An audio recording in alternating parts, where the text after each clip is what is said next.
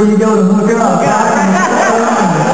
And it's devastating. I can remember a children's sermon where the pastor got up and preached with a picture. This is a children's sermon. A picture of a husband and wife and 2 kids, and he prayed that all the kids would find the one that God had for them. Terrible theology. You know, I mean, like, singleness has been a gift to the church, and it's been a vocation where people have been freed up to live the sort of recklessness of the gospel with the monastic, like, means motto. It's single-minded to will one thing, to say no to all other lovers, and to run after God with all that you are. And there's people that have done that and been single. And like Mother Teresa, you don't look at her and go, poor thing, if only she had her husband. These are many of the heroes of our faith and heroes of our faith, and so we thank God for that. But we also realize that marriage and family is a beautiful form of community in whom we can see the image of God and God's love and unity and plurality. And so both are beautiful. And my mentor is a celibate monk who, he says, we have to choose whatever allows us to pursue Jesus with the most single-mindedness. And so if that's being single, to do it. If it's being married, to do it. If it's this community, to do it. But we find we're seeking first God's kingdom, and the other things that we choose are only to allow us to pursue that with the most energy in life. And after all, like I think it also makes a place where our communities are safe places for folks that are not attracted to the opposite gender. For sexual minorities and gay and lesbian people, they can find a place where they can love and be loved, and then everything else gets a little easier. You know, and our deepest longing is not for sex, but for love. And there's people who have a heck of a lot of sex, but they never experience love. And there's other people who never have sex their entire lives, and they experience love very, very deeply. So that's the kind of communities we want to be. Next, okay, the creation care. I like this one because y'all, there's a lot of gardening, I think, happening around Detroit. If you don't know Jeremy, and there are folks over here that are rocking some resurrection of abandoned spaces here. And all over the place, it seems like people are busting open abandoned lots and ugly places and reclaiming them and letting gardens grow. You know, and part of it, I think, is that, like, we're not just trying to turn people into hippies, but we're trying to, like, celebrate that, like, God cares about how we live on this earth, that we're to be caretakers, and we have to undo some of the really bad theology that's been out there. Stephen Prediger is a great creation care theologian, and he says some of the most misinterpreted verses in the Scripture are the ones that talk about the world being consumed by fire.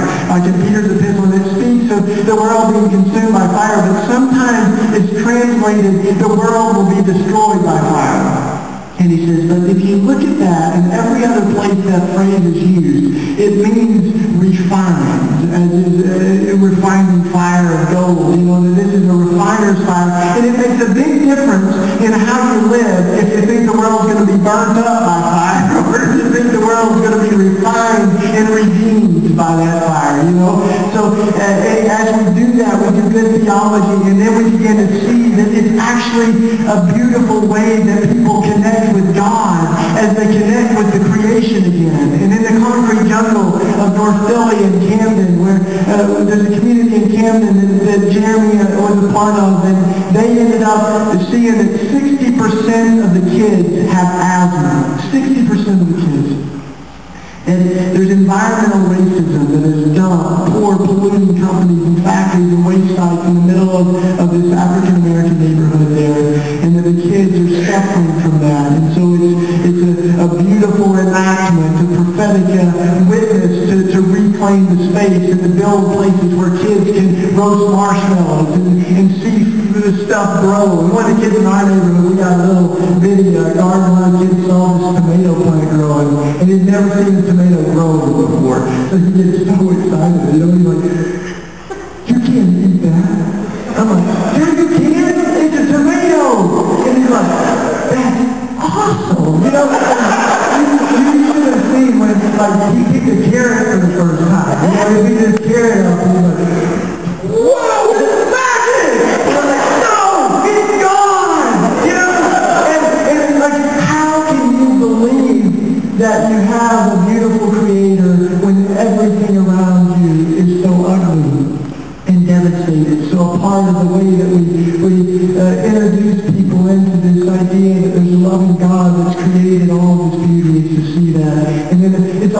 exciting to begin to see folks beginning to think of how we can create businesses that are doing things differently. And in Philadelphia, we've got a recovery community called New Jerusalem. It's a great name too. And they're all recovering from drug and alcohol addictions. And one of the businesses that they've started is a homemade biodiesel station. So they take waste vegetable oil from around the city of Philadelphia and they're making biodiesel. And they're creating jobs for formerly homeless folks. And they also are able to put bumper stickers on the cars and they go out there that says, no war necessary. This car runs off veggie oil. Like that. You know, still, I'll always ride over use veggie oil.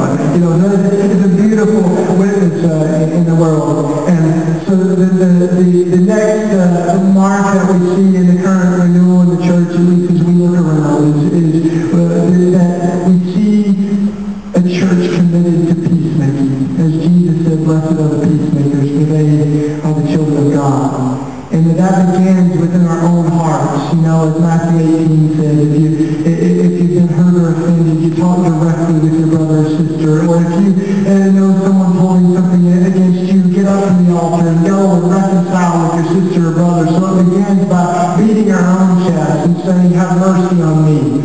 But then it also means that we begin to teach the way of nonviolence in the world, that we begin to witness to that in our neighborhoods, and rooted in the love of the cross, where we see what love looks like when it stares evil in the face. And it says, forgive them for they don't know what they're doing. And it's that scandalous grace that leads us to nonviolence. And I can remember we were teaching some of the kids in our neighborhood not to hurt each other. And one of the kids came home. He's always asking good questions. And at the time he was about 11 years old, Rolando, and he came home and he started talking about how this kid's beating him up every day and calling him names. And he's just like, I just with him, you know? And I go, Rolando, you know what that means? That means you have to work so much harder and pray so much harder for patience that you get to be a friend to him. And maybe he's never seen a friend. Maybe he's only had people beat him up. And Rolando looks up and goes, oh, Shane, love is so hard. You know, that love was Dostoevsky spoke of when he said the love that we're talking about is not the sentimental love of storybooks, but it's the harsh and dreadful love that keeps you up at night. It's that love that we see on the cross, that loves evildoers so much that Jesus dies for them, even as they beat him and hurt him. He says, forgive them.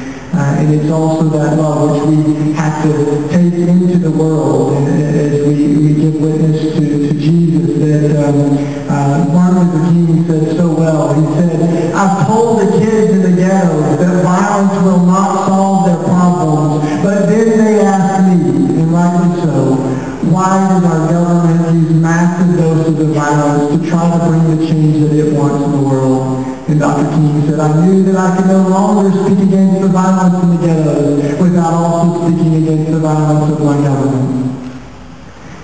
It's that which has led many of us to conflict zones. And as some of you may know, I was in Iraq during the shock and awe campaign, during the bombing of Baghdad. I was there with the Christian peacemaker teams as a witness of reconciliation and God's love. And I was there with pastors and priests and